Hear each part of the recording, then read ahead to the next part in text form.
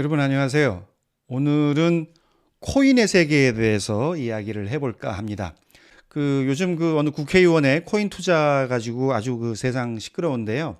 제가 실제로 코인 업체로부터 코인 사업을 제안받았던 그런 기업인을 만나서 인터뷰를 했습니다. 그 취재 내용을 여러분들께 좀 설명을 드릴까 해요. 김남국 의원의 논란은 몇 개 되는데요. 한 달도 안 된 잡코인, 김치코인에 어떻게 수십억을 투자하냐. 그리고 이게 액수가 너무 엄청나다 보니까 자기 돈 맞냐? 내부자 정보 가지고 거래한 거 아니야? 이런 얘기도 나오지요. 근데 어찌됐든 저는 개인적으로 김남국 의원이 이제 40이 넘었는데 불혹의 나이에 접어든 변호사 출신 국회의원이 어떻게 이렇게 담대하면서도 무모한 투자를 할 수 있을까? 이게 처음에 이해가 잘 안 됐어요. 그런데 이 업계의 이 작동 방식을 설명을 들으니까 이게 이해가 되더라고요. 자, 이 바닥이 어떤 바닥이냐. 설계비 5억, 그리고 상장하기 위한 비용 7억, 12억이 있으면 이 사업은 고합니다. 코인 개발업체 대표가 이제 설명을 해준 거에 따르면 이 설계에 한 달, 넉넉 잡고 한 달 반이 필요하고요. 모든 게 다 6개월, 7개월이면 끝난대요. 그러니까 팔고 나오는 거죠. 근데 이제 설계를 하고 난 다음에 상장을 해야 되는데 홍콩의 법인을 설립해서 우회 상장을 하는 방식을 할 거라고 얘기를 했고요. 그다음에 이제 중요한 게 역시 그럼 얼마까지 벌 수 있냐? 최하 200억에서 400억까지 밀어 올려주겠다. 그러면 그때 팔고 나가면 됩니다. 이렇게 이야기를 하더래요. 자, 그러면 어떻게 밀어 올리냐? 그 업체가 가진 전자지갑이 가상계좌가 16만 개랍니다. 그래서 전산상으로 16만 개가 서로 사고팔고 하는 거기 때문에 무슨 작전에 들어가더라도 걸릴 염려가 없다. 그리고 이 바닥은 아무것도 묻지 않는다. 회사 재무제표, 평판 이런 거 상관없습니다. 다만 조건이 있다. 일종의 숙제인데요. 그 업체가 요구한 게 뭐냐면 첫 번째, 바람몰이할 이슈, 즉 테마를 정해와라. 두 번째, 멋진 코인 이름을 만들어 와라. 여러분들 코인 이름 들어보면 가끔씩 이렇게 신통발랄하냐 이런 생각이 들 때가 좀 있잖아요. 저는 이게 개발업체가 만든 건 줄 알았더니 그게 아니더만요. 일확천금을 꿈꾸는 전주가 심혈을 기울여 만든 이름이 바로 이 우리가 접하는 코인 이름들인 겁니다. 세 번째, 이게 중요하죠. 우리가 코인을 제작을 하면 그중에 20%는 우리 지분이다. 우리를 날라. 그래서 전주와 개발사가 만나면 이거는 고한다. 그리고 얼마든지 찍어낼 수 있다. 보통 일반적으로 주식회사는 자본금 액수에 따라서 주식의 수가 결정이 되는데 여긴 그게 없는 거죠. 막 찍어낼 수 있는 거죠.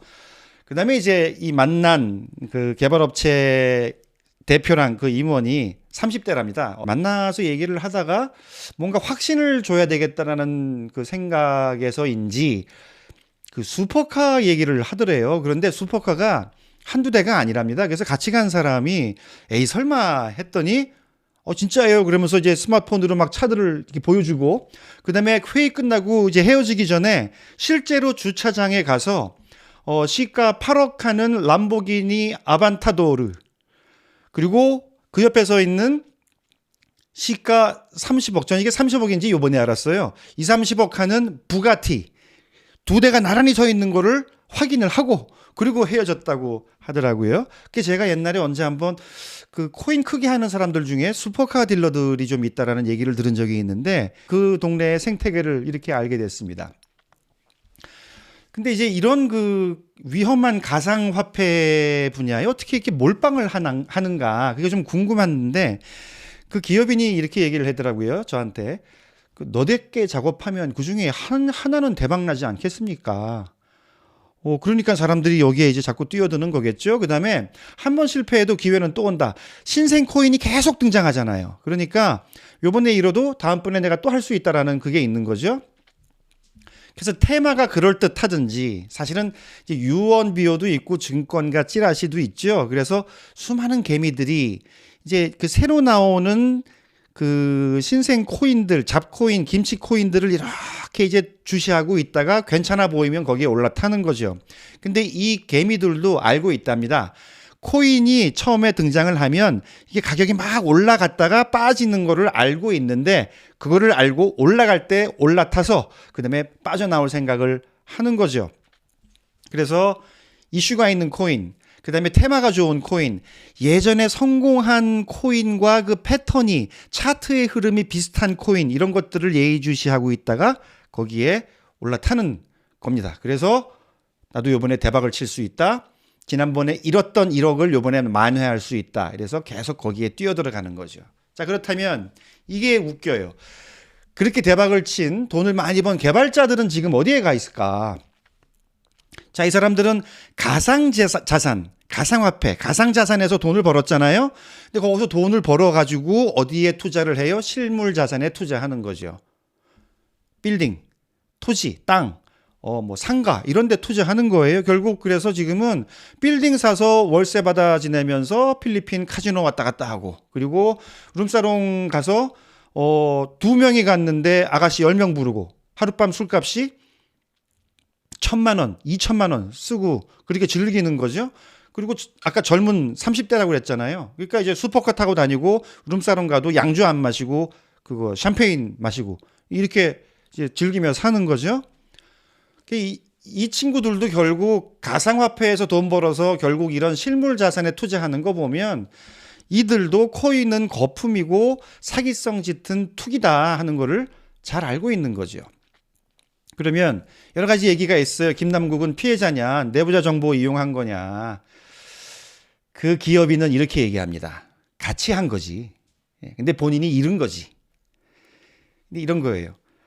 개발업자는 설계해서 상장시켜주고 그 다음에 띄워주기까지만 하는 거지 매도는 각자 알아서 하는 거다. 내일 올라갈지 내려갈지 그걸 어떻게 하느냐. 대충 올라갔으면 팔고 나오는 거지. 근데 김남국 의원은 매도 타이밍을 놓친 거죠. 그래서 그러잖아요. 주식하는 사람들. 매수는 기술이고 매도는 예술이다.